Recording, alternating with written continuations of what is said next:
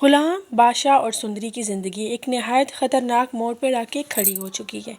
बादशाह अपने असली रूप में आ चुका है। वो अपनी ताकत के बलबूते पर सुंदरी और गुलाम का निकाह लिखवा देता है।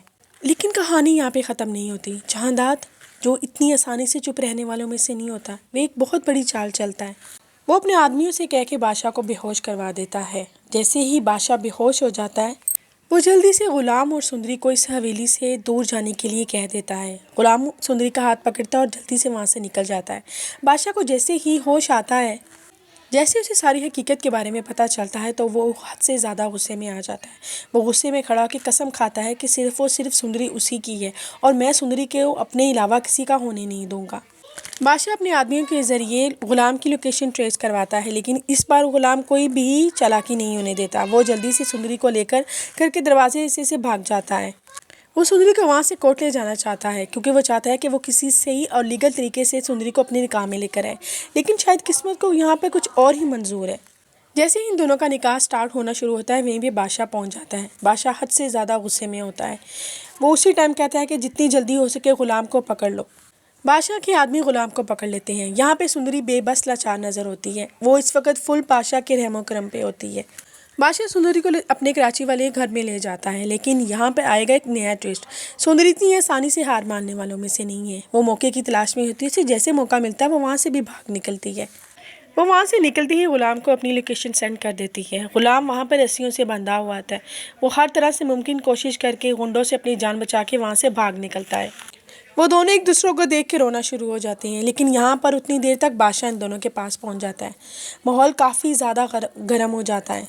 अभी ये तीनों खड़े ही होते हैं कि पीछे से कुर्बान अली अपनी गन लेकर आ जाता है। वो गन उठा के बादशाह को मारने लगता है। अभी वो बादशाह को मारने ही लगता होता है कि गुलाम सामने आके उठ के खड़ा हो जाता है। गुलाम को जैसे गोली लगती है, वो नीचे बेहोश होकर गिर जाता है। यहाँ पे माहौल बेहद ज़्यादा उदास हो जाता है।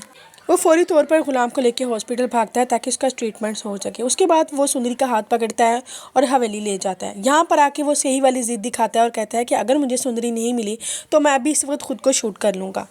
यहाँ पे आके जहांदाद भी मजबूर हो जाता है अपने बेटे की ज़िद के आगे। वो बोल देता है, ठीक है, मैं तुम दोनों का निकाह करवाने के लिए तैयार हूँ। निकाह खां को बुलाया जाता है। मौलवी जैसे ही पूछते हैं कि क्या आपको ये निकाह कबूल है, तो सुंदरी रोती हुई जैसे ही दरवाजे की तरफ देखती है, वहाँ पे गुलाम ज़ख्मी हालत में उसे खड़ा हुआ नज़र आता है। वो साफ इनकार कर देती है। वो कहती है कि कैसे तुम बादशाह हो? जिस इंसान ने तुम्हारी ज़िंदगी बचाई है, तुम्हारी खातिर कुर्बानी दी है, तुम उसे ही मारना चाहते हो? मैं तुमसे मोहब्बत नहीं करती, प्लीज़ तुम हमारे रास्ते से हट जाओ। सुंदरी की ये अल्फाज बादशाह के सीधा दिल पे जाके लगते हैं। उसे एहसास होता है कि हाँ, वाकई कुर्बान अली ने जिस तरह उस पर गोली चलाई और ग़ुलाम ने जाकर उसकी जान बचाई, तो उसको काफ़ी एहसास होता है कि वो जो भी कर रहा है गलत करता है।